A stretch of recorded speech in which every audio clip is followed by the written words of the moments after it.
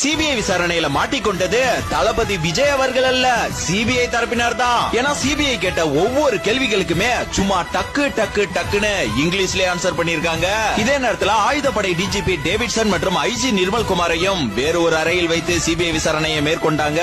62 கேள்விகள் கிட்டத்தட்ட தளபதியிடம் கேட்கப்பட்டது. அதே நேரத்தில் எழுத்துப்பூர்வமான கேள்விகளை கொடுத்து எழுத்துப்பூர்வமான பதில்களை பெற்றுக் கொண்டனர். இப்ப சிபிஐ வந்து தளபதி கிட்ட, சார் நீங்க சாப்பிடறதுக்கு வெளியில போயிட்டு வரலாம், உங்களுக்கு பர்மிஷன் தான் அப்படின்னு சொல்லிருக்காங்க. ஆனா தளபதி உடனே என்ன சொல்லிருக்காருன்னா, இல்ல நான் இங்கே உட்கார்ந்து சாப்பிடுறேன்னு சொல்லிருக்காரு. உடனே சிபிஐ வந்து லஞ்ச் நாங்க ரெடி பண்ணவா அப்படின்னு கேட்டதுக்கு, இல்ல நாங்க தயார் பண்ணிருக்கோம் அப்படின்னு சொல்லிருக்காரு. அந்த அறையில தளபதி மட்டும் தனியா இல்ல, தளபதி தரப்பு வக்கீல்கள் ஒரு 4 பேரும் கூட இருந்தாங்க. ஒரு 3.5 மணி நேரம் கிட்டத்தட்ட இந்த விசாரணை நடைபெற்றது. தனக்கு தெரிந்த சரியான பதிலை மட்டும் சிபிஐ இடம் தளபதி ஓபனாவே சொல்லியிருக்காராம். இன்றுடன் தளபதிக்கான சிபிஐ விசாரணை வந்து முடிவடைந்து விட்டது. அடுத்த கட்டமாக கரூர்ல இந்த உடற்கூறு செய்த மருத்துவர்கள் இருக்காங்களே, அவங்கள விசாரிக்க சிபிஐ வந்து முடிவு செய்துள்ளது. இதற்கிடையில ஜனநாயகன் சென்சார் தொடர்பான மேல்முறையீடு வழக்க உச்சநீதிமன்றத்தில் நாளைக்கு அவசர வழக்கா எடுங்க அப்படின்னு படக்குழு தரப்பினர் சொல்லியிருந்தாங்க. ஆனா அதுக்கும் ஆப்பு வைக்கிறதுக்கு தங்களை கேட்காமல் எந்த ஒரு உத்தரவையும் பிறப்பிக்க கூடாதுன்னு சென்சார் போர்டு தரப்பினர் உச்சநீதிமன்றத்தில் இன்னைக்கு மனு தாக்கல் பண்ணிருக்காங்க. இத வந்து கேவியட் மனுன்னு சொல்லுவாங்க. ஆனா இவங்க பண்றது